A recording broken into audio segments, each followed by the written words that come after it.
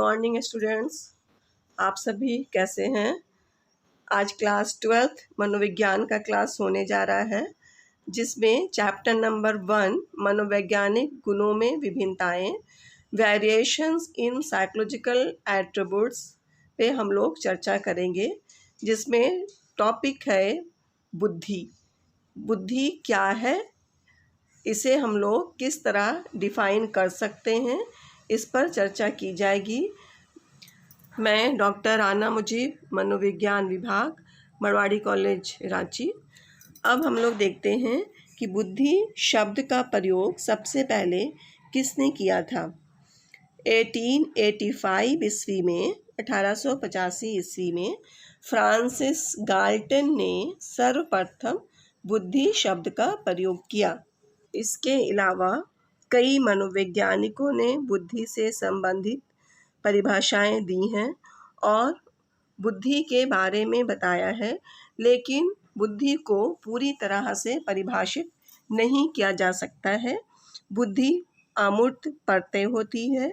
अमूर्त का अर्थ होता है दिखाई नहीं देना, या जिसे हम नहीं देख सकते हैं। आप लोग जब गौर करेंगे तो देखेंगे कि बुद्धि को हम देख नहीं सकते हैं, बल्कि योग्यताओं के आधार पर बुद्धि को जानने की कोशिश करते हैं, या कह सकते हैं कि योग्यताओं के माध्यम से ही बुद्धि को जाना जाता है। विभिन्न प्रकार की योग्यताओं का नाम बुद्धि है, यह भी हम कह सकते हैं। हमारे पास जितनी भी योग्यताएं हैं, जैसे मानसिक योग्यता, अधिगम की योग्यता, शारीरिक योग्यता, समायोजन की योग्यता, अमूर्त चिंतन की योग्यता, इन सभी के माध्यम से बुद्धि को जाना जाता है। और यह भी हम देखेंगे कि बुद्धि को केवल हम माप सकते हैं। आज के समय में एक विचारधारा और आई है, जीवन की समस्याओं को हल करने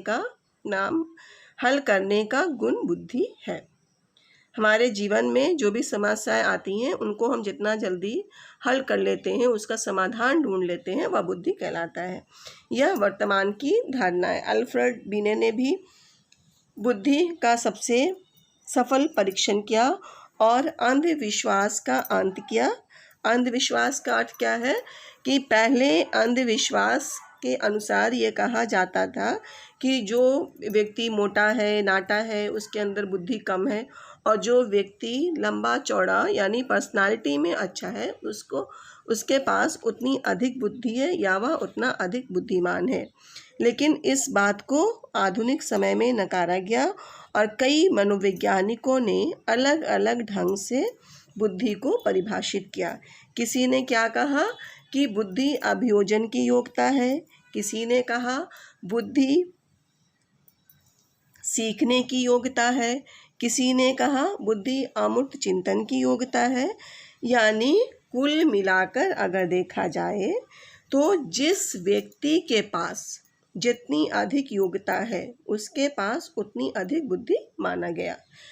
इन सभी बातों को जानने के बाद वर्तमान में बुद्धि के संदर्भ में जीवन की समस्याओं को हल करने का जिस व्यक्ति में सर्वाधिक गुण होता है, उसे उतना अधिक बुद्धिमान कहते हैं। उसी के आधार पर बुद्धि की कुछ धारणाएं आई। मनोवैज्ञानिकों ने अपने अपने हिसाब से बुद्धि के अवधारणाओं को बताया और उसके आधार पर ही बुद्धि को परिभाषित करने की कोशिश की। हम लोग देखते हैं कि बुद्धि की अवधारणा क्या है, कंसेप्ट ऑफ इंटेलिजेंस।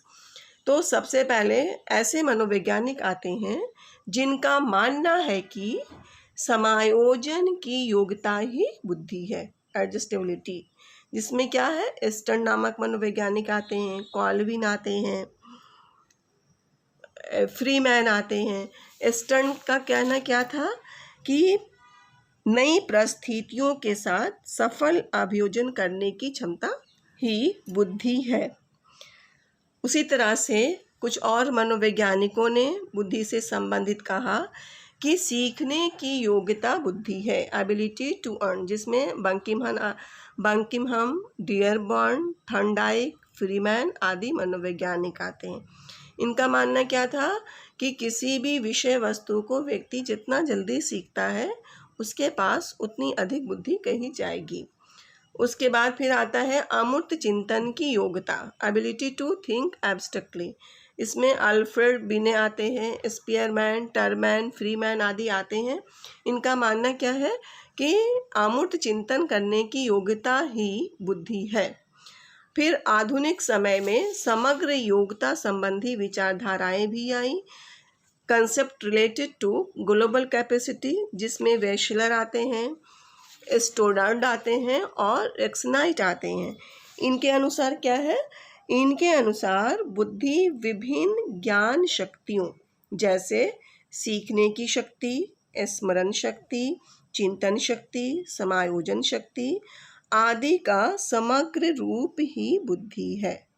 इस तरह से हम लोग क्या देखते हैं कि जितनी भी विचारधाराएं आई हैं सभी में एक बात सामने आती है कि हर क्षेत्र में समायोजन करना या एडजस्ट करना ही बुद्धि कहलाता है।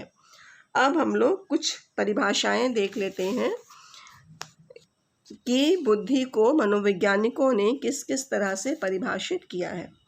सबसे पहले विलियम स्टर्न को देखते हैं। उनके अनुसार क्या है? बुद्धि एक सामान्य योग्यता है जिसके द्वारा व्यक्ति नई परिस्थितियों में अपने विचारों को जानबूझकर समायोजित करता है या अभियोजन करने की क्षमता बुद्धि है। जब वह नई परिस्थिति में सफल ढंग से अपने आप को अनुकूलित करता है, संतुलित करता है, तो वही बुद्धि है। उसके बाद दूसरी परिभाषा क्या आती है? दूसरी परिभाषा हम लोग देखते हैं कॉल्विन की। कॉल्विन के अनुसार यदि व्यक्ति ने अपने वातावरण से सामंजस्य करना सीख लिया है या सीख सकता है तो उसमें बुद्धि है। An individual possesses intelligence insofar as he has learned or can learn to adjust himself to his environment. इनका भी कहना है कि न अपने वातावरण के साथ जब कोई व्यक्ति एक संबंध स्थापित करता है, अपने आप में सामंजस्य स्थापित कर लेना सीख लेता है तो वह बुद्धि कहलाता है या उसमें बुद्धि उतनी अधिक कहलाती है। बांकिम हम के अनुसार सीखने की शक्ति ही बुद्धि है। Intelligence is the ability to learn. उसी तरह से डियरबोर्न का क्या कहना है कि बुद्धि सीखने या अनुभव से लाभ उठाने की क्षमता है। Intelligence is the capacity to learn और to profit by experience. Thorndike का क्या मानना है कि सत्य या तथ्य के दृष्टिकोण से उत्तम प्रतिक्रियाओं की शक्ति ही बुद्धि है।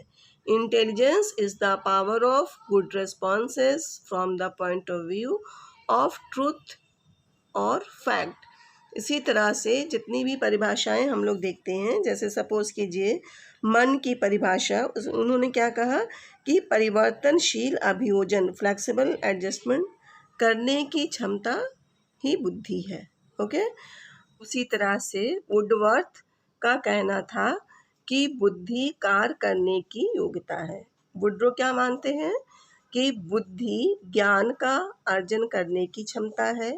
उसी तरह से रॉस का कहना था कि नवीन परिस्थितियों से चेतन अनुकूल बुद्धि है। इस तरह इन सभी की परिभाषाओं को देखने के बाद दो सबसे अच्छी परिभाषा मानी जाती है। एक है रेक्स एंड नाइट की परिभाषा और दूसरी वेशलर की परिभाषा, जो बुद्धि को पूरी तरह से परिभाषित करने में बहुत हद तक सफल है।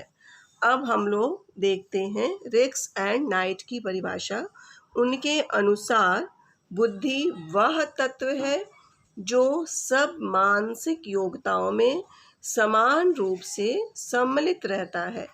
यह परिभाषा इस शताब्दी की एक सबसे महत्वपूर्ण मनोवैज्ञानिक खोज का प्रतिष्ठापन करती है। Intelligence is the factor that is common to all mental abilities. This definition enshrines one of the most important psychological discoveries of the century. और एक परिभाषा और है वेशलर की परिभाषा। वेशलर के अनुसार व्यक्ति के उद्देश्यपूर्ण कार्य करने, विवेकपूर्ण चिंतन करने तथा अपने वातावरण के साथ प्रभावपूर्ण तरीके से अभियोजन करने की सार्वभौम क्षमता ही बुद्धि है। Intelligence is the global capacity to act purposefully, to think rationally and to deal effectively with environment। यहाँ क्या है, वेशलर की परिभाषा में सारी बातें आ जाती हैं कि उद्देश्यपूर्ण कार्य करना या जो चिंतन व्यक्ति करता है वो विवेक होना चाहिए, अपने वातावरण के साथ प्रभावपूर्ण तरीके से अभियोजन करना, इन सारी क्षमताओं को ही बुद्धि कहा जाएगा। ओके, ये इन सारी परिभाषाओं को देखने के बाद एक बात जो स्पष्ट रूप से सामने आती है वह है अभियोजन करने की क्षमता, एबिलिटी टू एडजस्ट। यहाँ क्या कहा जा रहा है, जितनी भी परिभाषाएं हम लोग देख रहे हैं वो किसी न किसी रूप में एडजस्ट करने को सिखा रही है कि एडजस्ट करना या अभियोजन करना ही बुद्धि है। जो व्यक्ति जितना जल्दी सीखने के क्षेत्र में अपने आप को संतुलित करता है, जल्दी सीख लेता है, किसी नई परिस्थिति में अपने आप को अनुकूलित कर लेता है, यानी अपने आप को एडजस्ट कर लेता है, वही बुद्धि कहलाती है। इसलिए हीलगार्ड ने कहा है कि बुद्धि वही है जिसे बुद्धि परीक्षण मापता है। Intelligence is that which intelligence test measures.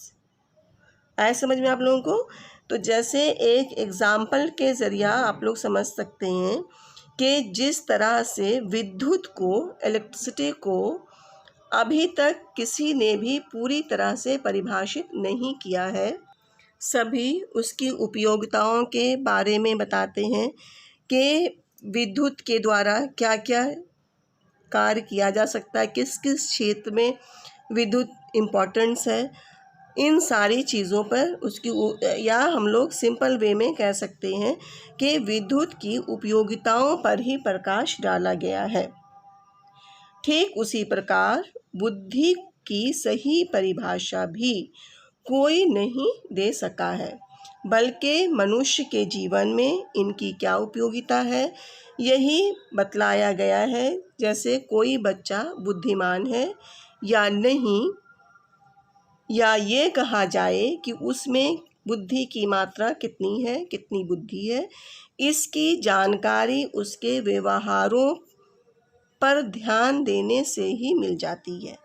यानी किसी बच्चे की एक्टिविटी को देख करके, उस बच्चे के बिहेवियर्स को देख करके, उस बच्चे के काम करने के तरीके को देख कर ही उस बच्चे की बुद्धि के बारे में बताया जा सकता है कि अमुक बालक के अंदर बुद्धि का स्तर क्या है। चलिए अब हम देखते हैं बुद्धि के कुछ पर्यायवाची शब्द, जैसे प्रतिभा, टैलेंट, क्षमता, कैपेसिटी, योग्यता, एबिलिटी, तीक्ष्णता, शार्पनेस, मानसिक प्रखरता, मेंटल अलर्टनेस एवं चातुर्य या क्लेवरनेस। ये सारे शब्द बुद्धि के पर्यायवाची शब्द या सिनोनिम्स हैं। आज के क्लास में आप लोगों का बुद्धि की परिभाषा कंप्लीट हो गया है। Okay, thank you.